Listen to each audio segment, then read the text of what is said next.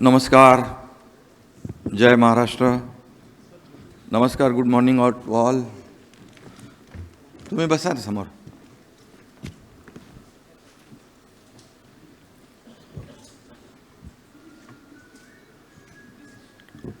All the dignitaries present here today, our Honorable Chief Minister Devendra Fadnavis ji and other dignitaries.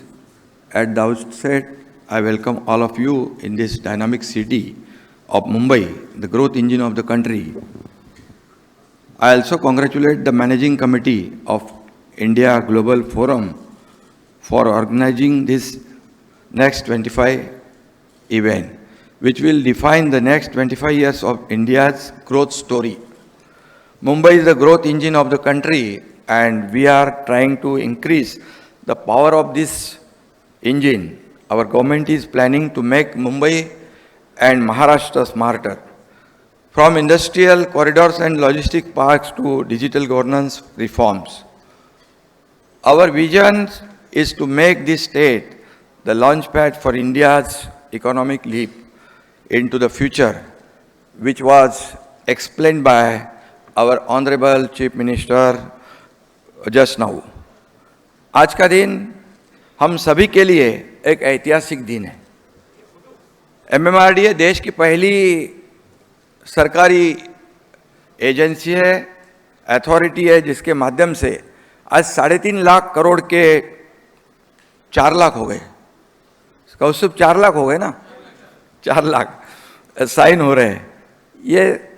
ये स्वदेशी ये support है और ये हमारे घरेलू निवेश के लिए भी एक ऐतिहासिक दिन है.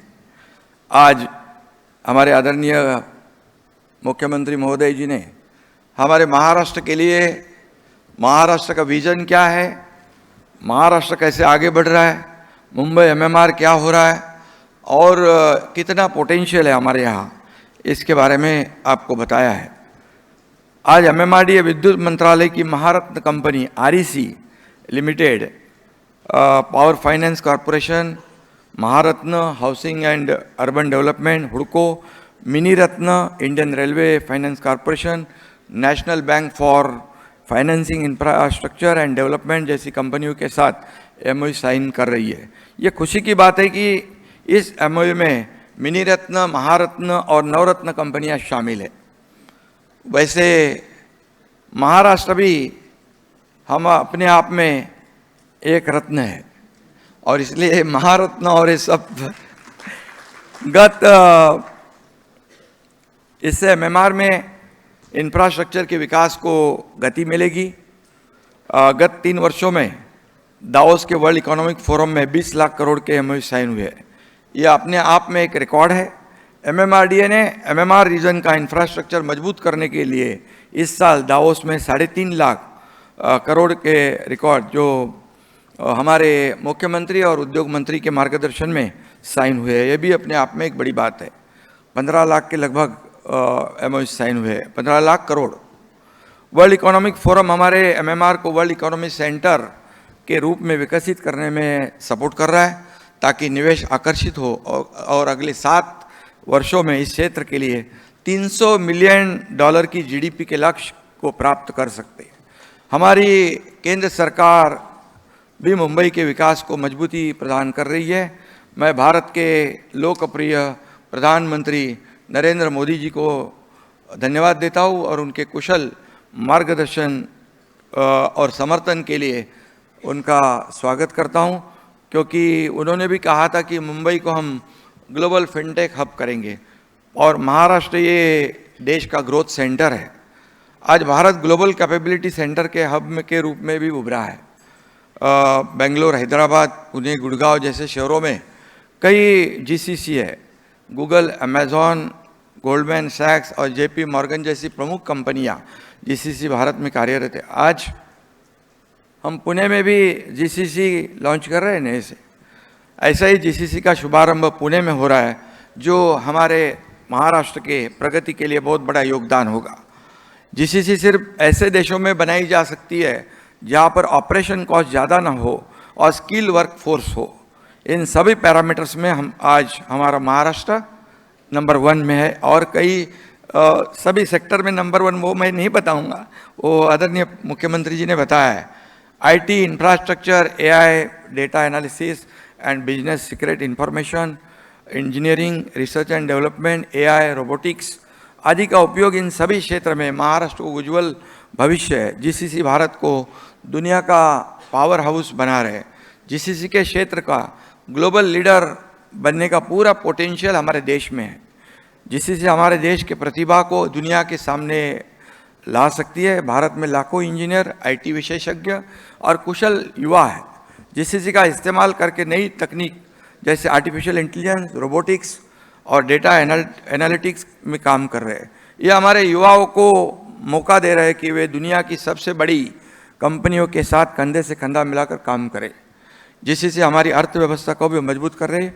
मुझे विश्वास है कि आने वाले सालों में जीसीसी भारत को $5 ट्रिलियन के डिजिटल अर्थव्यवस्था बनाने में काफ़ी मददगार साबित होगी।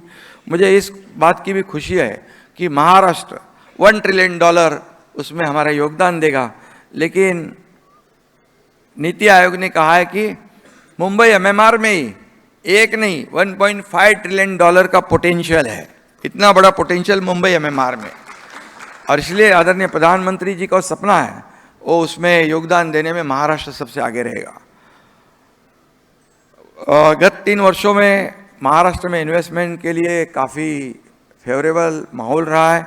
World class infrastructure, skill man power और मजबूत सरकार ने महाराष्ट्र को घरेलू मतलब स्वदेशी और विदेशी दोनों ओर से लोग पसंद कर रहे हैं। आज हमारे मुख्यमंत्री देवेंद्र जी के नेतृत्व में हमारी टीम काम कर रही है, आगे बढ़ रही है, महाराष्ट्र को आगे बढ़ा रहे हैं। और इसमें इलेक्ट्रिक मोबिलिटी, लॉजिस्टिक और सेमीकंडक्टर का निर्माण में निवेश को भी प्रोत्साहित कर रहे हैं। एडटेक, हेल्थटेक, एआई, ईवीज और क्लीन टेक जैसे क्षेत्र यहाँ मजबूत इंफ्रास्ट्रक्चर, स्किल और गवर्नमेंट सपोर्ट के साथ फल फूल रहा है।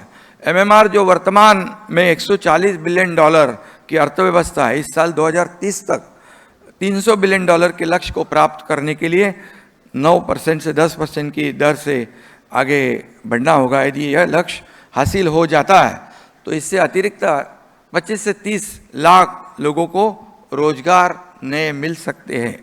ये भी अपने आप में बड़ी बात होगी। इसके लिए हमें अगले 7 वर्षों में $135 बिलियन का निवेश हासिल करना होगा। As we look towards next 25 years of India journey, I take this opportunity to appeal to you to come forward and work with us. We will work together. Maharashtra is open for business, and we are here to partner with you for success. With those words, I thank organizers for giving me this golden opportunity to share my views before this August gathering. Thank you, धन्यवाद, जय हिंद, जय महाराष्ट्र।